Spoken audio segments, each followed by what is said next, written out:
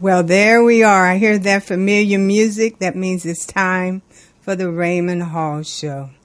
And don't adjust your TV. This is Lavada Theus sitting in for Raymond Hall, who will be here with us shortly. But we want to be committed to getting our show started on time. So welcome to the Raymond Hall show, where service speaks. And I'm here as a part of my service to the public to make sure we continue to broadcast you information that is relevant to improving your lives out there. For the past couple of weeks, we've been talking about voting and the importance of voting, and we've been going into some of the proposals. Well, we're going to continue that topic in today's broadcast. We're going to have a special guest come in to talk to us about some research that they've been doing with the African American community relative to voting and how we feel about the various issues that will be on our ballot on November 6th. Zaneta has been active in collecting this research, and I know you'll find that really, really interesting. Now, she'll be on a little later, a little bit about, the service that I contribute and what brought me to the broadcast.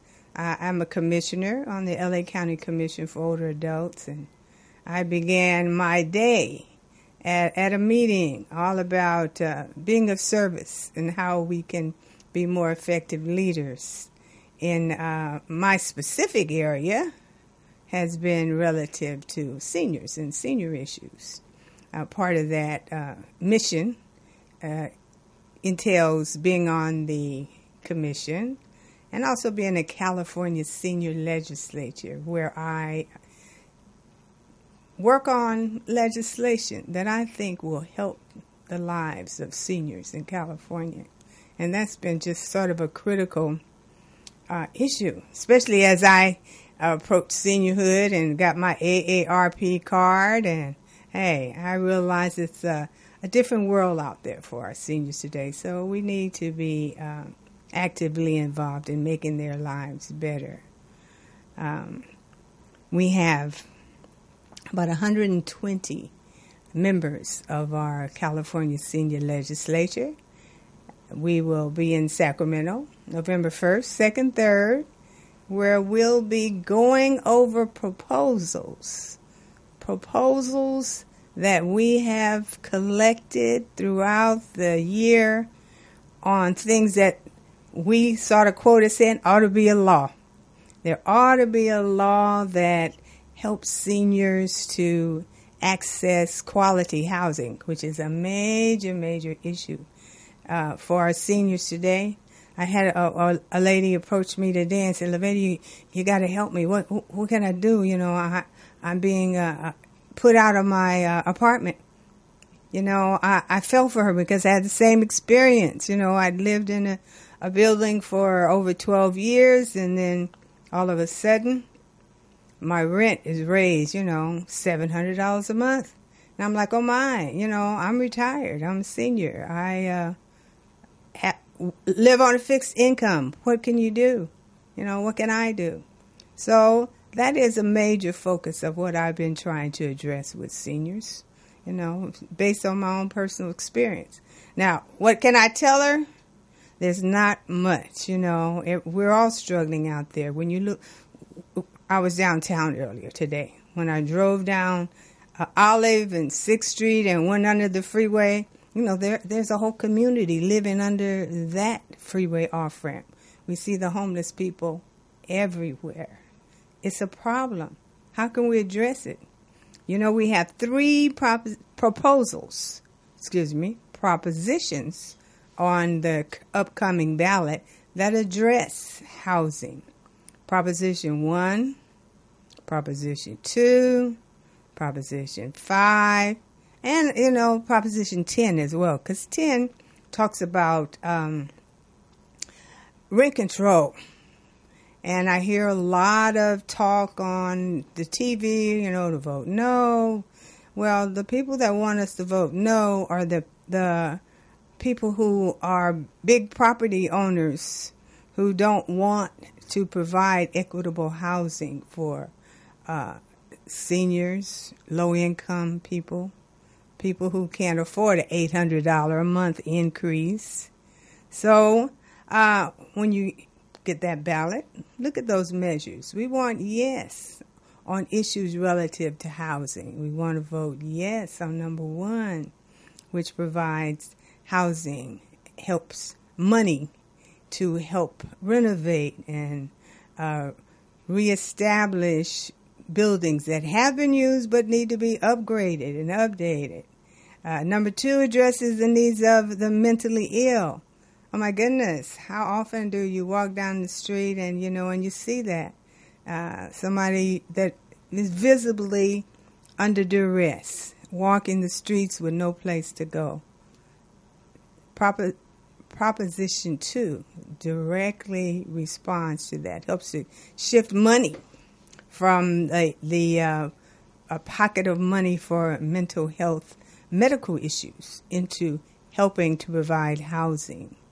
Proposition 5 is something you have to really give some direct thought to, because in one way it helps a certain group of seniors maybe that have been in their property since the 90s and get ready to move and want to keep that low tax base that they had in their old house as they move into a new community. Sounds good, but it has a negative impact on our state taxes. It cuts down on money coming in for schools and other activities that impact our communities. So on one hand, it sounds good, but you have to read between the lines. It has a negative impact on our communities. So looking forward to hearing from our special guest, Ms. Zaneta Smith. She will be with us shortly, and she's going to really go into what the research says about how people are thinking about voting.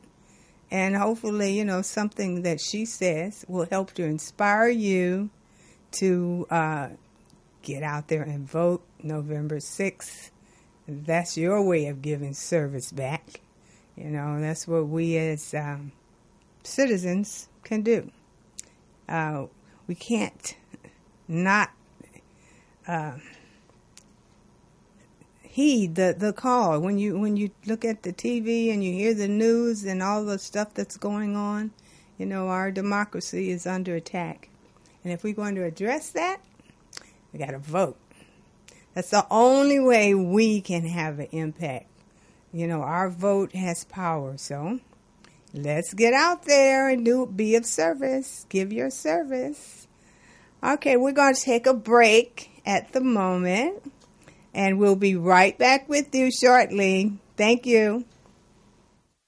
The Consortium of Health and Military Performance, also known as CHAMP, of the Uniformed Services University of Health and Science, known as USUHS, is conducting a study to understand a possible genetic link between sickle cell trait, known as SCT, and exercise-related events, known as EREs, such as exertional rhabdomyolysis, muscle damage, heat stroke, and or collapse. We are inviting African-American men and women with sickle cell trait and their family members to participate. Participating in the study will require you to complete a health history questionnaire, a form authorizing our study physician to gather health information from you and your healthcare provider, as well as a one-time blood donation. In order to qualify for the study, you must meet the following criteria: be African American, be sickle cell trait positive, be able to read, speak, and understand English, be between the ages of 18 and 80, and currently not being treated for any mental or psychological disorders. Participation is completely voluntary, and your decision will not impact your healthcare. The results for this study are for research purposes only and are not intended to directly benefit any individual for confidentiality reasons. However, the results of this study are intended to help better shape policies and associated health risks affecting the SCT community. Participants may be compensated for their time. To join the study, or if you would like additional information regarding the study, please contact the study team by phone, area code 240-479-9514,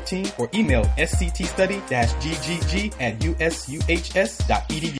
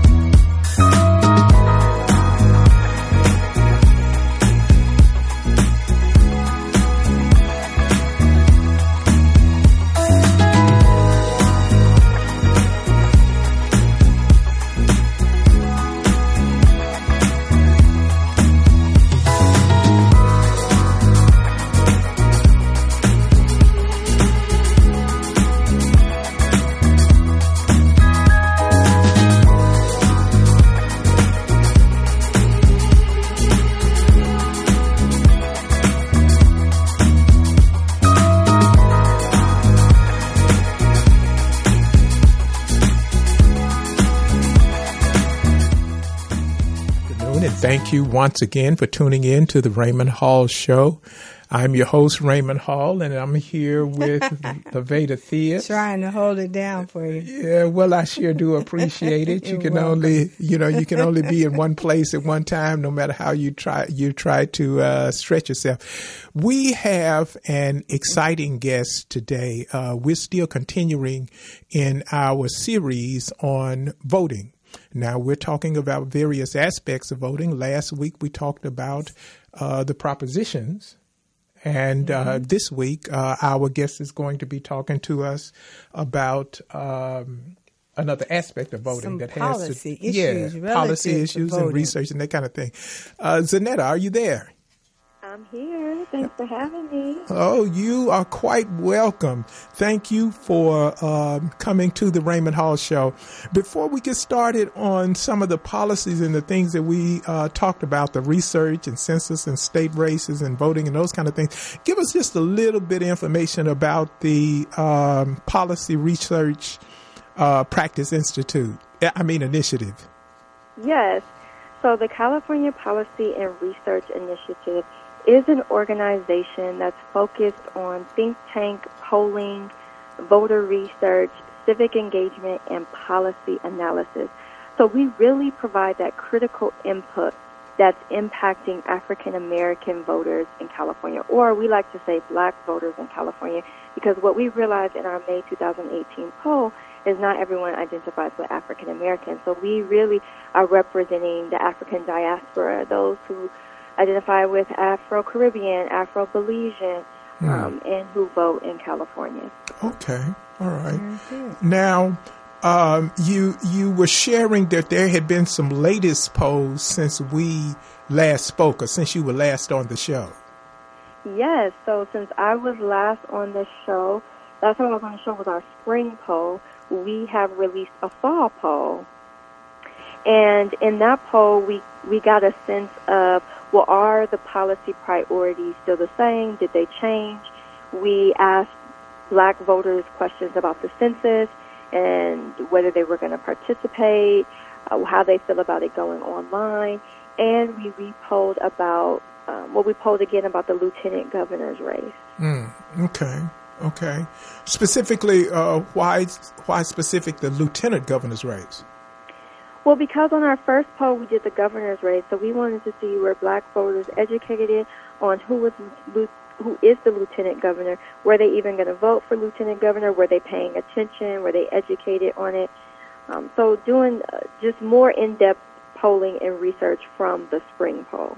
Okay. And this is Lavada. Hi, Zaneta. How you doing? Hi, Lavada. I'm well. Good. So what did your findings reveal about that race in particular? Yeah, so regarding the lieutenant governor race in particular, the question we asked, if the November election for lieutenant governor were held today, who would you vote for? If the candidates were Kounalakis and Hernandez, right? And we got a total of 35% said they would vote for Kounalakis. 4% of that was, well, probably, maybe. So that was a total of 39% in favor of her. And then we had about 15% said they would vote for Hernandez, with about also 4% being probably, maybe. We have 41% who were undecided. Yeah, the majority are undecided. Do you think that has anything to do with familiarity? Because I, for one, don't know much about either one of those candidates. Yes, I think it absolutely has to do with familiarity, with education, paying attention to state and our local politics, absolutely. Mm-hmm. Because I was surprised how much I did not know about the various candidates running for for state races. I'm looking at the official sample ballot for the general election. Now, this is a smaller book than the bigger book that we had before, and they have the nominees, the candidates that we put in there. So now, was it overall that people were paying more attention to the particular initiatives and people running for various positions, or is it more specific races? So I think what we saw in Black voters was that no matter who was running, I think Sebastian Ridley Thomas, our director, says so eloquently that people are really involved in more issues than the personalities. And so what we saw in Black voters is that they were highly interested in policy priorities and what the candidates were going to do for them. Mm-hmm. And so, again, like the spring poll, we had 78% had a high policy priority in improving the quality of education in public schools. Okay. Right? And then we had 75% a high policy priority in eliminating racial profiling. So while the lieutenant governor's race, we had less than 50% interested, we had over 70% interested in multiple policy priorities. Because what we're finding is that Black voters are interested in issues. Okay. How is their circumstances going to be changing based on the candidate? Okay. So this is still truly a issues-driven election, irrespective of all of the hype and the threats and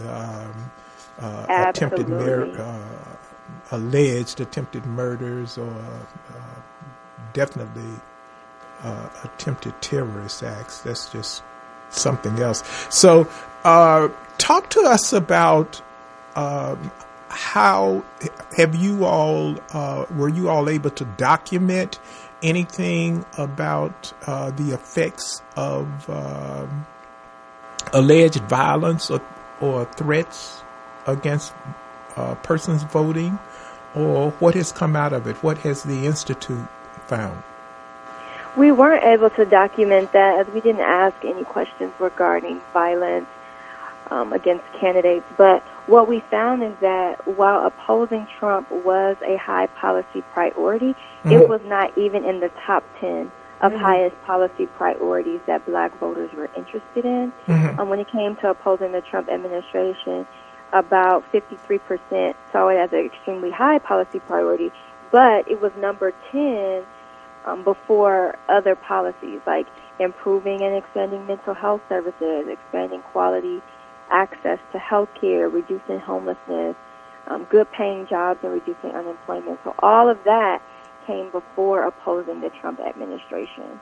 Okay. And I think it's because people realize that no matter who the president is, I think coming from the Obama administration, people still realize their power. And that they can work together to change things, but then also that this president won't be here forever. I think people are recognizing that as well. And they understand that there are more issues such as health care, such as discrimination, such as institutional racism that are affecting them more than opposing the president. There was something interesting that I heard the other day. Fox did a poll, and Fox's numbers showed that there was a favorable overall. It had one of the highest favorable ratings. Everybody, from no matter where they believed politically, healthcare was the number one issue. Yeah. So now, did you find that to be the same thing, one of the highest things in with the Black polling? We absolutely did. We have about 82% felt as if it was a very high and extremely high policy priority. Okay. So for me, when I'm listening to you, if I were a candidate and I wanted to attract Black votes, I would be pushing those issues. Yes. Pushing education, safety.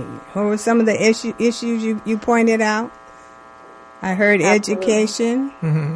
Healthcare. Yep, safety, definitely. Mental health services. Healthcare, reducing homelessness. Now health, homelessness. It's interesting. I'm sorry, go ahead. Another one was holding law enforcement agencies accountable for the excessive force, police brutality, police violence. We had about 90% that felt that was extremely high and very high policy priority. Oh, wow. Interesting. Okay.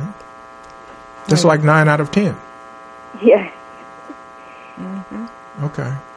So that's an issue that absolutely must be addressed at 9 out of 10. Yes, exactly. What I was about to say, what's interesting is that it's interesting that the issues that you mentioned, Zaneta, kind of mirrors the initiatives, a lot of the initiatives. We have several proposition initiatives that's on the ballot that has to do with housing. One proposition has to do with guaranteeing that a certain amount of the money that they already have for mental health is directed to them to help with housing for the mentally ill. Okay, and dialysis, the need for dialysis services. Yeah. Is number 8. Yeah, it's so big in the Black community that to say we want to have no limits on the amount of money that we can charge is just unconscionable. And that's why people have to be careful. And the TV ads are pushing it. They're going to close facilities. You're not going to get services, and that is not the purpose. The purpose is to provide equitable, affordable services to hold down the cost and the price that these providers are charging. Are charging. Yeah. Now, when you in the initiative, did you all find a parallel yourselves, or do you think that that's just a coincidence? How did you see it through the lens of research?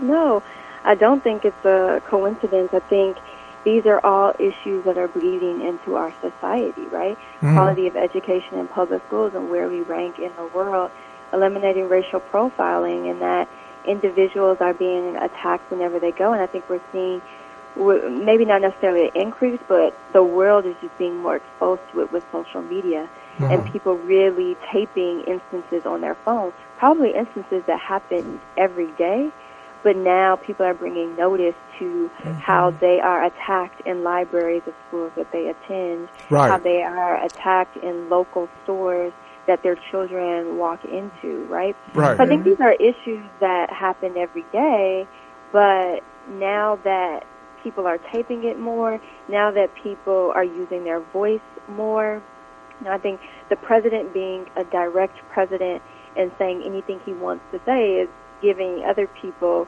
the power, whether moral or immoral, to say what they want to say as well, and being less fearful of what they have to say. So I think these are all issues that are bleeding into society. So no, I don't think it's a coincidence at all, but I think people are using their voice and really speaking up on more the issues that are important to them. Now, does we know speech is First Amendment. We understand that, but are there indicators through research that because it seems like to me that this whole bombing thing started with speech. Okay. Are there indicators through research that that's a natural progression? Or, everybody wants to say, oh, whoever these crazies are. You're talking about something that's very organized. I'm not so quick to want to say that someone is a crazies. But through your research, are there indicators that things like this progress, or it just seems like to me speech has gone far beyond what was intended in the First Amendment? So there's not anything in our research that specifically speaks to the indicators of how a person uses their speech in action and related to the bombings. But I feel as if Black people can really speak to how racially motivated individuals have used their speech toward violence. And the fact that the number 2 highest policy priority is to eliminate racial profiling. And then the number 3 was holding law enforcement agencies accountable for violence. So while it doesn't necessarily indicate how violence progresses, I think black voters are saying it has progressed with us, and it's a policy priority that is important to us because we've seen it done against us continually. Okay. And how does the Institute, what actually needs to happen with the vote? We know people need to vote, but are they voting with a progressive slate? Are they voting with progressive individuals? Are they studying? What's the importance of the Attorney General? Have we heard from the attorney generals that are running for this office to say that they will prosecute certain things? What from research do we get that? Right. What I have seen in LA specifically is a number of events popping up that are really addressing the very questions that you asked. So, for instance, we, along with the Empowerment Congress Emerging Civic Leaders and ARAP, held an event on Monday where we went through all of the candidates. We went through all of the propositions. We talked about the insurance commissioner and the attorney general, right, and what it means and what this means as far as resources. Sebastian Ridley Thomas, our director, was on KGLH this morning talking about similar things as far as how this relates to our research. Sebastian Ridley Thomas and our intern Cameron, who is getting her Master's of Social Work from Columbia, they were at a black elected officials meeting in Oakland yesterday talking about the same thing. So I think I've seen an increase in events that are really explaining this to people. And so people just have to show up. But what we know about free events and events saturating the market is that there are a lot of options. And some people, when they are met with a lot of options, they just don't move. Right? So I think what we have to encourage people is to move and get out to these town halls, get out to these community meetings that are really explaining the issues and ask the questions that you need to ask to inform your vote. Okay.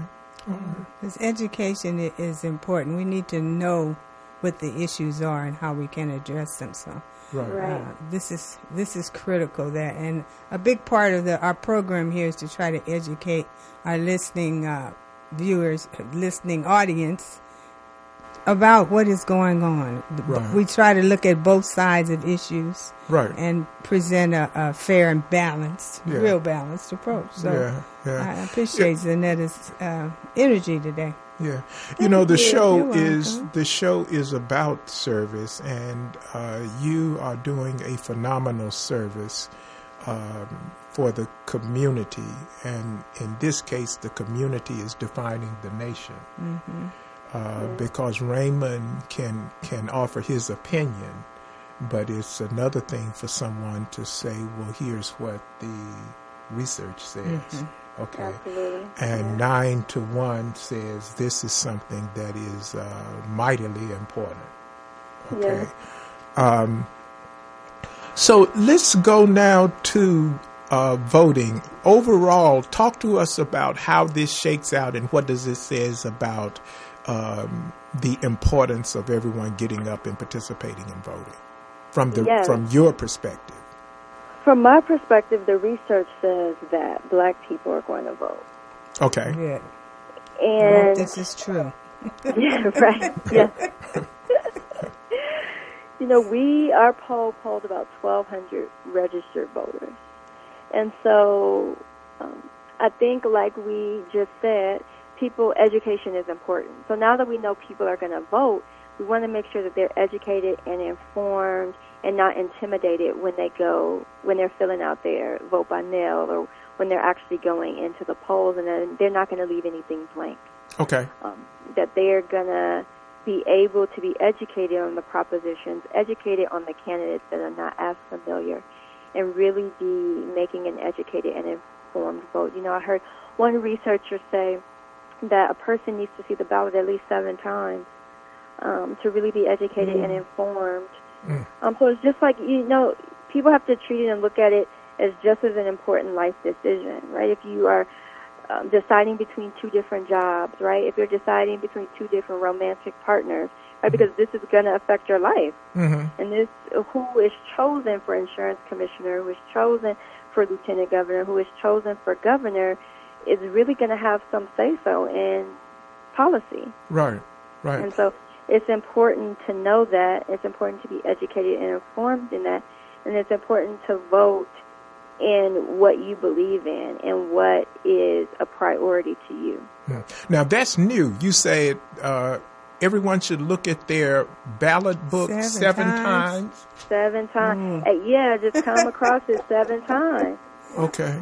Well, I did learn as an educator we need exposure to things at least 8 times before we learn them. And honestly, I tell you, well, hopefully our perspective will be more positive than some of the things we on TV, because that's the only contact that most of us have. Yeah. Right. You know, it's what I said, but this time, because I was tasked with making a presentation on these propositions, I had to read the book, and I saw there's a lot of information there. I never read it before. Right, right.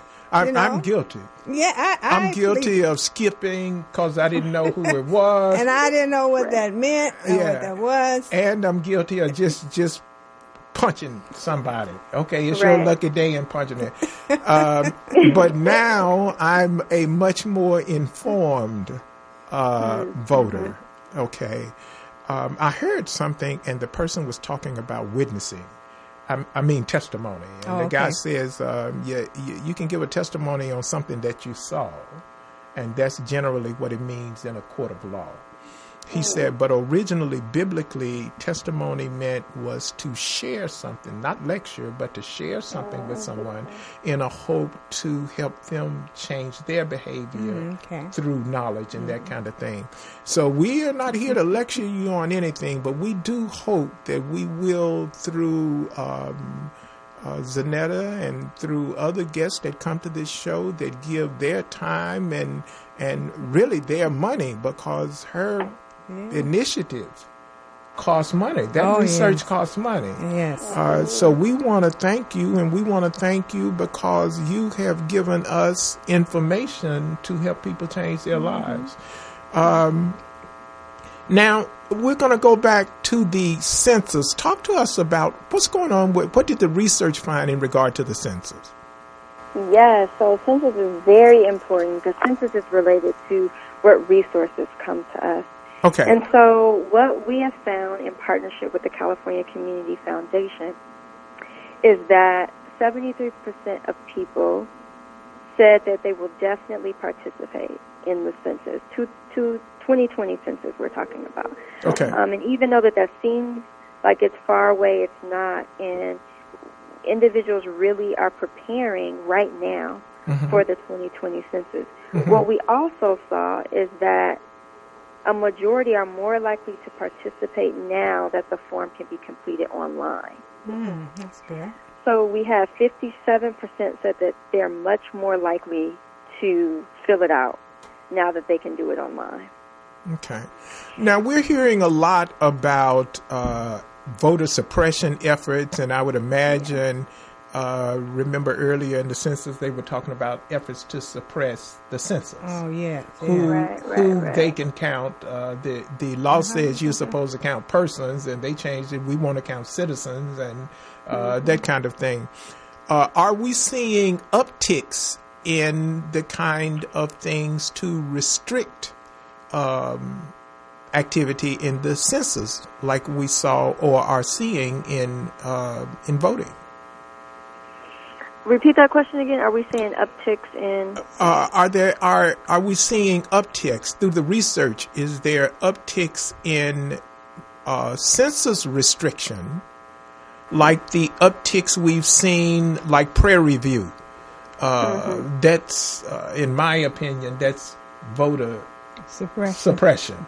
Right. So you say, are there any indications that people are trying to influence the census count? Yes. Right. So far, right now, there's no indication on our part that people are trying to do that. We have, I think it's a California census group that was holding multiple town halls across California and really going into communities that are hard to reach, which the Black community is one community that they have identified as a hard-to-reach community, especially certain neighborhoods. But what these town halls were doing is getting community members to weigh in on why their communities are hard to reach and the solutions on how we're going to reach these communities.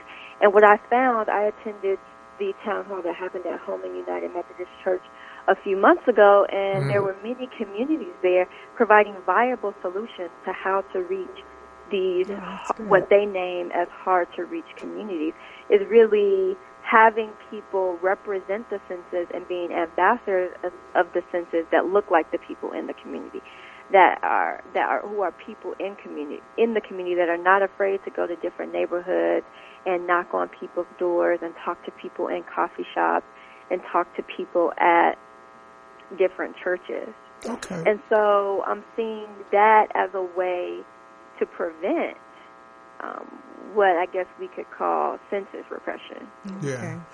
Before we go any further, do you have contact information you want to share with us? Email address, webpage, anything that you want to share with the... Sure. Our website is www.calpri.org. That is CALPRI.org, and you can follow us on Facebook, Instagram, and Twitter.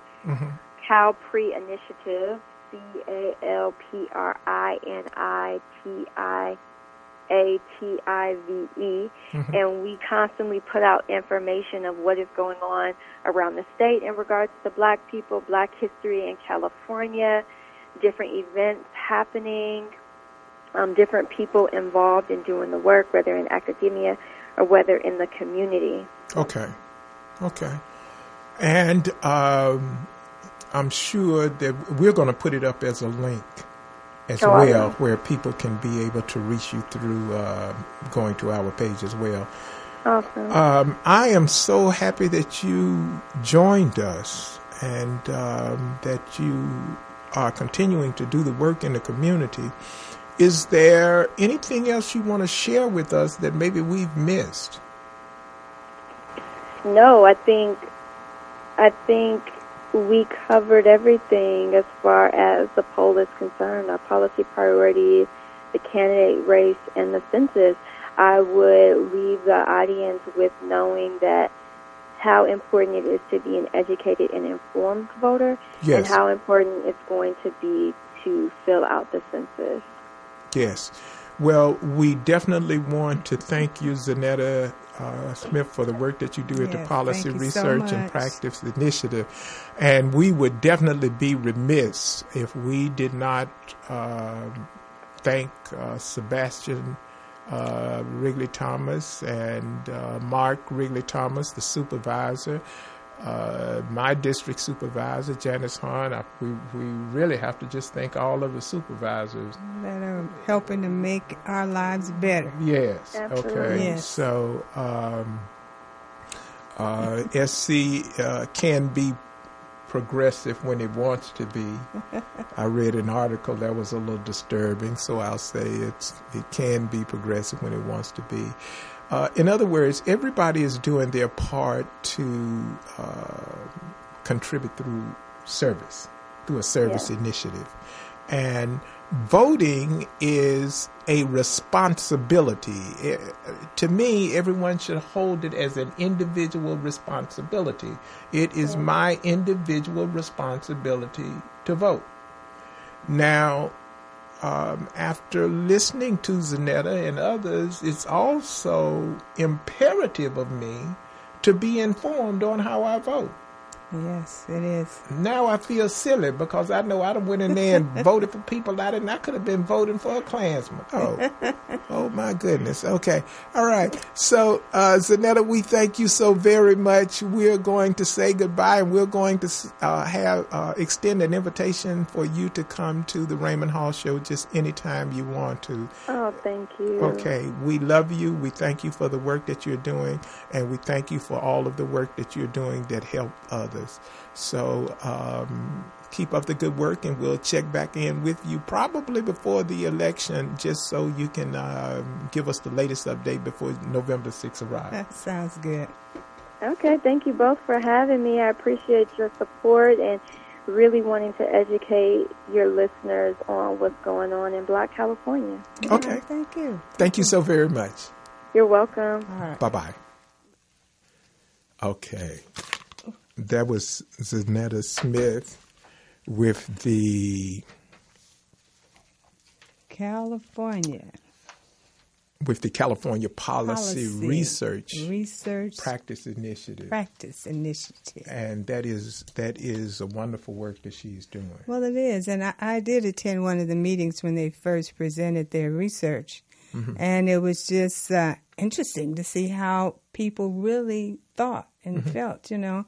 Okay. I think we hear on the media a lot of times that, the number one thing should be anti-Trump. That was not a priority in our community. Right. No. Right. No matter who it was. No. In a way, we've had so many presidents over time. Different names. Same, yes. Same. But priority different day, same. Are issues. Yeah. The things that impact our lives are what's really critical. Mm-hmm. And sometimes our elected officials miss that. So hopefully they'll share the results of their research with the candidates so they know what's important to people. I still think that we should be sending our elected officials a slate of what we want done. Yeah. Instead of them coming to the community and telling us, hey, you send me, this is what I'm going to do. No, wait a minute. No, this is what we want. This is what we want. All right. Okay. And this policy initiative reflects that. That's what we want. It's not That's just our our priority. initiative. Yeah. And I'm not surprised, that number 2 and 3 have to do with law enforcement and racial profiling. Oh, my goodness. Some of the things I see these white people calling the police on a little black kid that was selling lemonade. Or right. And somebody at the park barbecuing. It was 3... It was on the Roland Martin show. 3 women called on this man that had a garden. Well, and it could be anything. They was all happy until he put up red, green, and black colors. Where did he put the colors? He painted the tree red, green, and black. Oh. And all of a sudden, it was pedophile. And and they got their way. He had to go to court and defend himself on this foolishness. Okay. Let's look at a couple of things here today. We're going to take a brief minute and talk about Proposition. Let's start with Proposition 8 because that's the 8. That's the that's dialysis. The one of dialysis, right? And if you go to everyone that has this California handbook, I was so happy to hear Zaneta say that we should read through things for 7 times. If you have this handbook, read through it because it gives you a wealth of information.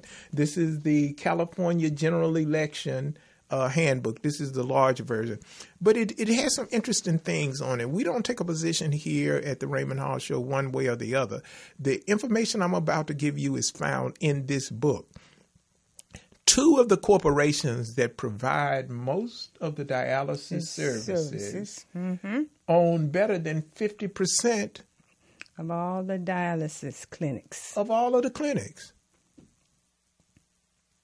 Just 2 corporations. This is about money. This is about money. Yes. The billions of dollars they're raking in and really not providing adequate services for people. That's what this is about. Yeah, what they're saying is they want to cap the profit. And what is it, 112, 115%? They revenues to 15% above the amount they spend on patient care. So all the against it are from those big corporations, those businesses that are making all this money. Yeah, they had 1.5. Anyway, read the book because here are the things that jumped out. Number 1, 2 corporations own better than 50% of all of the operations. I hear my research says DaVita, DAVITA, yes. and Fresenius made a combined $3.9 billion in profits from their U.S. dialysis operations in 2016. Okay. Now, the other thing is this. What they know is that they cannot dictate to the federal government. So the services that they provide that are paid for by the federal government, when it's direct payment from the federal government, they pay a certain amount and that's it. But the government that says, okay, we're going to give you these vouchers and the insurance companies and the vouchers and that kind of thing, then they negotiate with those insurance companies on what they're going to charge. And the person who needs the service is left paying the rest of the bill. Right. Okay, so we're not taking a position for or against, but this is what happens when you commit yourself to being an informed voter. You're going to read what the analyst says about that particular proposal. So this is something that is about money. I don't think, and this is my opinion, I don't think those two corporations are going to walk away from $3.4 billion. Talking about you're going to lose They're going to close the clinics is what they said. Really? No. You're going to walk away from $3.4 billion in profit? Okay. I wonder what your stakeholders... in 1 year. Yeah, I wonder what their stakeholders have to say about that. Yes, Yeah, open a few more clinics, spread it out. Yeah. Okay. Give people services Quit they being need. greedy. Yes, all about greed. Okay. All right. So the next one is this gas. The gas tax. Eliminates certain road repair and the gas tax. Well, the gas is high. California, we pay more for gas than anybody in the United States. And I know that that's an issue. And is that right? it is. And so I understand why people want to repeal it. But you see all that construction that's going on our roads and highways out there? Right. That's what that money's for, to improve the quality of life for Californians. We live in our cars when we are at home. Okay. So it's sort of like, do you want this to go away or you want to continue to improve? Okay. I want to ask them to make it personal. I came to California in 1982. Okay. The air was brown. Yeah. Okay. It was the initiatives of Los Angeles, or the state of California, that said you will add something to this gasoline to clean our air up. Yes. So when you want to start thinking about, these dollars, think about something. The brown air is going to contribute to health costs.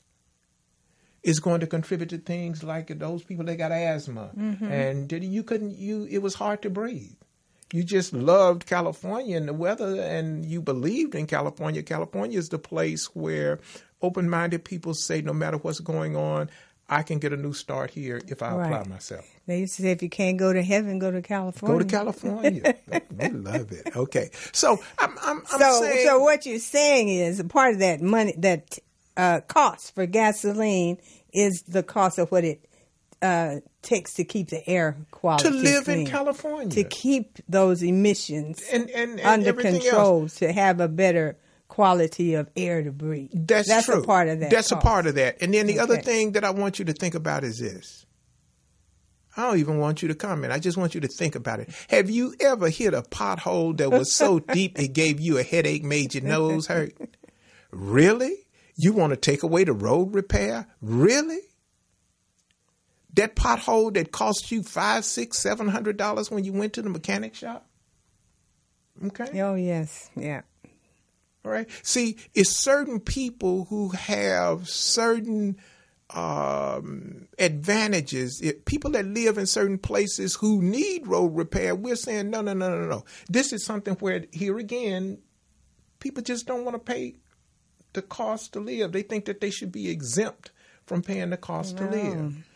We need to have the roads repaired and to have safe roads. We don't need to continue to have to set aside car note, insurance note, and front end damage note. Pay your taxes. Yeah, it hurts, but, we need to stay out of our cars some anyway. Use some public transportation maybe sometime. Okay. Well, that's my perspective. We need our roads and highways safe. That's true. So with this, they're saying canceling some projects. What projects are those that would be canceled? And to say that they want the majority to be able to go and vote, and then you can never raise these costs unless you go back to the elected officials. That's tying government's hand in a very extreme way. Yeah. So just pay attention and take a look at what really is coming behind this. Okay, so the last one we're going to talk about today is Proposition 5. Okay. And Proposition 5 requires for certain property owners. Now, Reverend Saul spoke about it. Oh, yes, he did very extensively last week. Mm-hmm. And he made a statement about the NAACP, and I put it on my burner. Oh, the president? Yes, okay. with the money. And I put it on my burner, and I would simply say the truth is out there, as they used to say in the X-Files. The truth is out there, and you don't have to dig real hard to find it. But there's factual basis for what he said last week about the position that the person was taking. They'll be in their state conference this weekend, I think it is, up in San Francisco. Read Proposition 5. I'm not going to take a position on it, but not everybody is going to benefit from only a very small group of people. Here again, very small group more of people would benefit from its repeal, because what it does is it repeals is that Costa-Hawkins, is that the one that word refers to that? Yes, so that rent control will go to local municipalities. So right as it stands now, all these rules and regulations relative to, not 5, but I'm That's jumping 10. down to 10, that if you're 55 or older. Right, and disabled. And disabled. disabled, and you're in a house and you're living there and you move. You want to take that old property tax base with you and transfer that to your new property. Right. But that doesn't relate to any properties that were built prior to 1995. Right. There's only a certain select group of people that can benefit from that. Right. Exactly. And I understand that you have to have a certain worth or something like that. Yeah, and you have to be moving to a more expensive home, and it said reduces taxes on newly purchased, less expensive properties, removes the limits on the number of times you could do that. So some people will use it to an extreme. Yeah. Okay. So we have just flat out just about run out of time again. As we talk about voting, we have one more show before November the 6th. One more, and then it's time. And we're going to just open that show up, and just try to hear from the people and see what they want to talk about. Well, good. Hopefully those phones lines will be, all lit up on our next show with some questions and comments. Some questions and comments, yeah. You did mention about that bombing. What it was, a scare tactics going on, trying to discourage people from voting. I think that it's a lot more than that. I think that there's a crime for inciting a riot, and there should be a crime for inciting violence of that type. This is too many. 10 that have been mailed. And I'm going to say this. The President of the United States is the President of the United States. It's someone that's willing to give service to this nation for all of us. His cabinet and those people that serve with him, they serve. Now, here's someone who wants to sit up and do something so despicable as to start sending out weapons of harm. If you're that perverted, I don't even think the Army, Navy, or even the U.S. military want you. Get you some help. That's what you need to do. You need to get you some help. I'm not going to tell no lie. I ain't finna pray for you. Get you some help. You have no clue on what you're about to do or trying to do. It's not going to do what you think it's going to do. It's going to invigorate others to do more. I certainly hope so. When they called Birmingham, Alabama, because people bombed it so many times in so many places, it just pushed people to get up, stand up, vote up even more. What do you think we're going to do now? Get out there and vote. This is the Raymond Hall Show, and it's a different conversation. Yes. We serve for one reason, so you will have an opportunity to put some service in. Idiots, go somewhere and sit down. Join the idiot club. Okay? We want to thank Mars Media Studios for allowing us to broadcast out of Mars Media Studios, located in the heart of Leimert Park here in Los Angeles. My mentor, the man who inspired me so much, and I think of him often. I can't help but think of him when I walk into this studio, Mr. Johnny Morris. I thank you. I want to thank Felicia Morris, his daughter. We want to thank all of you who listen to us, view us, follow us on Facebook and Twitter and all that. I say all of that, y'all, and I really don't. So just bear with me and help me. We're doing what we can. To all of those people that serve around the world, we want to thank you. For all of those persons that are serving in the armed forces of the United States, the Army, Navy, Air Force, Marine, Coast Guard, we want to thank you. Veterans Day is coming up next month on the 12th. Make sure you remember the veteran that's in your family or was in your family.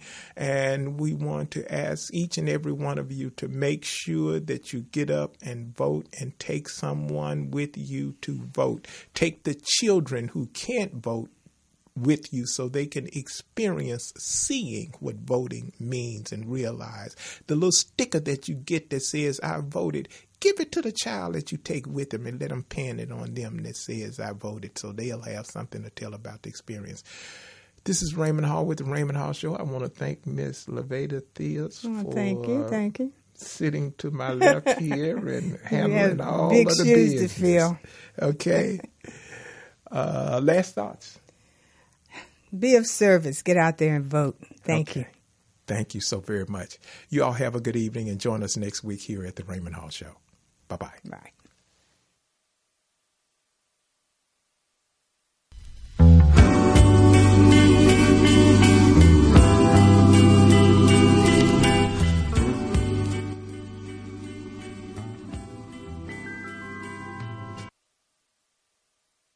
The Consortium of Health and Military Performance, also known as CHAMP, of the Uniformed Services University of Health and Science, known as USUHS, is conducting a study to understand a possible genetic link between sickle cell trait, known as SCT, and exercise-related events, known as EREs, such as exertional rhabdomyolysis, muscle damage, heat stroke, and or collapse. We are inviting African-American men and women with sickle cell trait and their family members to participate. Participating in the study will require you to complete a health history questionnaire, a form authorizing our study physician to gather health information from you and your healthcare provider, as well as a one-time blood donation. In order to qualify for the study, you must meet the following criteria: be African American, be sickle cell trait positive, be able to read, speak, and understand English, be between the ages of 18 and 80, and currently not being treated for any mental or psychological disorders. Participation is completely voluntary, and your decision will not impact your healthcare. The results for this study are for research purposes only and are not intended to directly benefit any individual for confidentiality reasons. However, the results of this study are intended to help better shape policies and associated health risks affecting the SCT community. Participants may be compensated for their time. To join the study, or if you would like additional information regarding the study, please contact the study team by phone, area code 240-479-9514,